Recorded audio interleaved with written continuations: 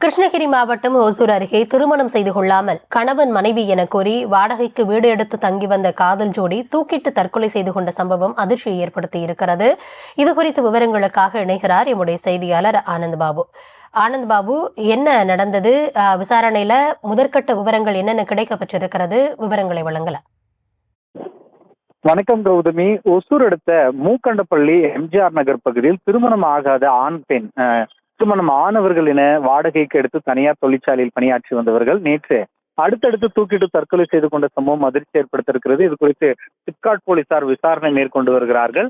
கிருஷ்ணகிரி மாவட்டம் ஒசூர் அடுத்த மூக்கண்டப்பள்ளி எம்ஜிஆர் நகர் பகுதியில் புதுக்கோட்டையை சேர்ந்த 23 வயதான தினேஷ் என்பவரும், அதே போல திருவண்ணாமலை மாவட்டம் செங்கம் பகுதியை சேர்ந்த 22 வயதான பவானி ஆகிய இருவரும் தனித்தனியாக தொழிற்சாலைகளில் பணியாற்றி வரும் நிலையில் கணவன் மனைவி என கூறி வாடகை வீட்டில் வசித்து வந்திருக்கிறார்கள். இந்த நிலையில் தினேஷ் மற்றும் பவானிக்கு இடையே வாக்குவாதம் ஏற்பட்டு பவானி தனது பெற்றோர் வீட்டிற்கு செல்வதாக கூறி நேற்று கிருஷ்ணகிரிக்கு சென்றிருக்கிறார். இந்த நிலையில் தினேஷின் நண்பர் ஒருவர் பவானியை சமாதானம் செய்து வீட்டிற்கு அழைத்து வந்தபோதுதான் வீட்டின் கதவு திறந்த போது தினேஷ் வீட்டில் தூக்கிட்டு தற்கொலை செய்து கொண்ட சம்பவம் அதிர்ச்சி ஏற்படுத்தியிருக்கிறது.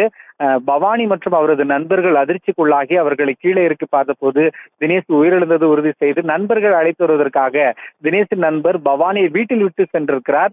வந்து பார்த்தபோது பவானியும் அறையில் தூக்கிட்டு தற்கொலை செய்து கொண்டிருக்கிறார்.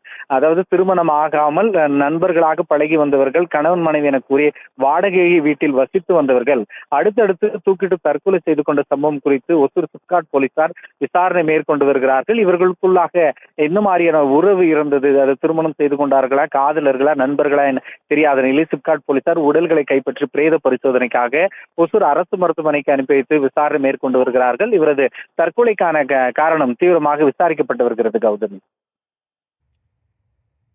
தற்போதைய விவரங்களுக்கு நன்றி ஆனந்த் பாபு.